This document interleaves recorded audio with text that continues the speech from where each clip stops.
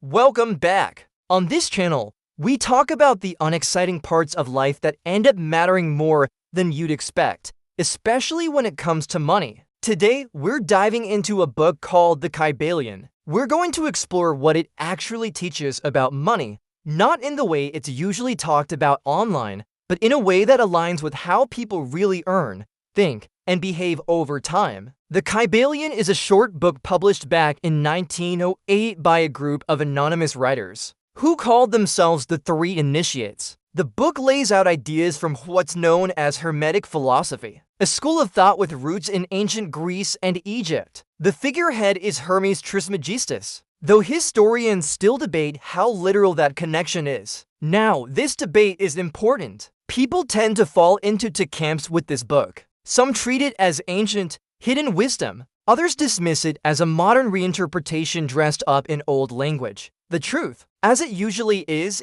probably somewhere in the middle. But for our conversation today, what matters isn't how old the ideas are. What matters is whether they describe real patterns in how we think and behave. The Kybalion lays out 7 principles meant to describe how reality operates. These aren't rules you have to follow. They're more like observations about how systems work. People get confused about this book because they read it literally instead of behaviorally when you translate the old-fashioned language into modern terms. A lot of what the Kybalion describes lines up perfectly with psychology, behavioral economics, and systems thinking, and that's where the real connection to money lies. One of the core ideas in the book is that your mental state influences your experience, not in some mystical, wish-it-into-existence way, but in a very practical, directional way. What you believe affects what you pay attention to. What you pay attention to affects what you act on, and what you act on repeatedly shapes your outcomes. Modern psychology supports this heavily. Research on cognitive bias shows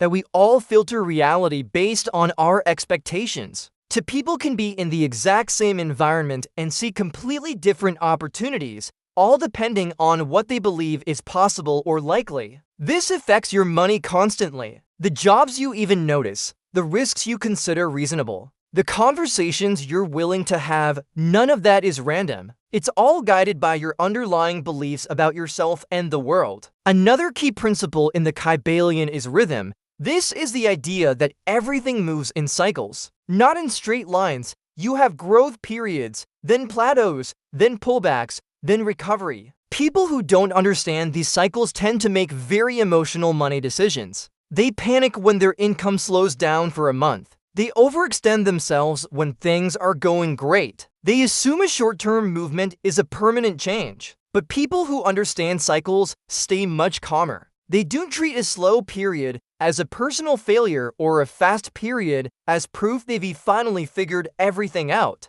Behavioral finance research shows that emotional control during volatility is one of the biggest predictors of long-term financial success. The Kybalion doesn't give you investment advice, but it describes the mental posture that allows you to survive long enough for your investments or your career to compound. Then there's the principle of polarity. This is the idea that things we think of as total opposites are actually two ends of the same spectrum: confidence and doubt, fear and courage, scarcity and abundance in money terms. This shows up as emotional regulation. People who can sit in uncertainty without swinging to extremes tend to make much better financial decisions. This is well documented in behavioral economics. Emotional reactivity leads to impulsive spending, bad risk assessment, and short-term thinking. Understanding polarity helps you find the middle ground and act from a place of stability. The book also emphasizes cause and effect. Every result has inputs,